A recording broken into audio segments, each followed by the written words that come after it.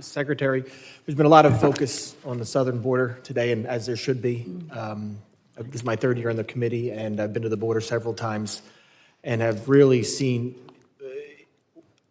the travesty that's happening down there, and there really needs to be a focus on fixing it. And I hope we can somehow work together to get that way. But Homeland, the department oversees several other agencies, and I have some questions regarding CISA, the cybersecurity, because that's another border that we have to make sure is protected, and CISA is required to do that.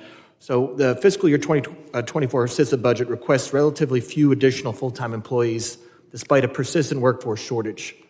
In addition, 7 years after Congress gave Homeland DHS authority, it finally launched the cyber talent management system in November 2021, but public reporting indicates that hiring has been slow, painfully slow. Both factors are very concerning considering the nation's cyber workforce gap. Are CISA's current staffing levels sufficient to meet all of its current obligations? Congressman, I'm sorry, I didn't. Is CISA's current staffing levels sufficient to meet all of its existing obligations? CISA, the Cybersecurity and Infrastructure Security Agency, is doing phenomenal work across its many different responsibilities. We do have vacancies. One of the things that we are seeking to overcome, because we are very focused on recruitment, is the pay disparity between government service and the private sector. But we have indeed engaged in an intense, focused effort to recruit talent for the very reason, Congressman, that you identified. No. And I have spoken with that director recently. She's coming in front of my subcommittee next week, and she has been trying to make an effort. But the department, DHS, has still not submitted CISA's force structure assessment, which is over a year late. That assessment is crucial to understand CISA's workforce and resource needs. What is the delay? When can we expect that report? Congressman, I'll look into that, and we will get back to your office promptly. Okay. So what concerns me is that the delay in that report, plus the delay, I think there's over 8 reports that Congress is due from DHS and CISA, and I believe there were, I don't know where the holdup is. CISA said they're done. I think, and it might not even be with you, but there is a delay in them getting to Congress. Some of them are over a year late. And we're here talking about the budget and budget requests, and these reports are how we do our oversight. That's, we pass these, and we want to see what the information. We want to make sure the money's being spent properly. We want to make sure that plans are going. But we can't do that if these reports come to us late, and to have these budget requests keep coming for more money, for other money to go to other projects.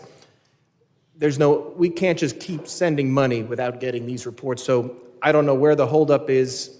There's at least 8 by my cord that are late just from CISA and DHS. So if you could have your team figure out when we will see these reports, that would be great, because there are a lot of good reports that were passed on a bipartisan level that we really need to see what's going on.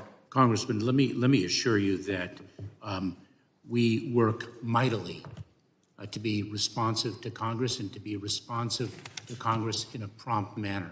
One, I think the only recommendation of the 9/11 Commission that has not been adopted is a restructuring of the oversight of the Department of Homeland Security. I believe that there are more than 90 committees with jurisdiction over the department, so you can well imagine the number of reports that we are obligated to prepare. We understand the importance of those reports, which is why we work so diligently to prepare them for Congress. And I am sorry for the delay in some. We're doing the best that we can. I understand that. Just with cybersecurity, it's another border that we have to protect, and we have to make sure that we have, not only you're acting with your proper authorities, but we have the proper oversight and putting money where it needs to be. I want to go back to the employment situation, because of how slow, and I want to emphasize this. There's a request for some more money, but last year we actually rescinded over $50 million because of how slow hiring has been at CISA. I think it was $53 million. What is the plan to make sure that we are properly staffed up and that we can do our job and make sure the federal cyberspace is protected? Congressman, you correctly noted that in 2021 we undertook an intense effort to recruit cyber talent.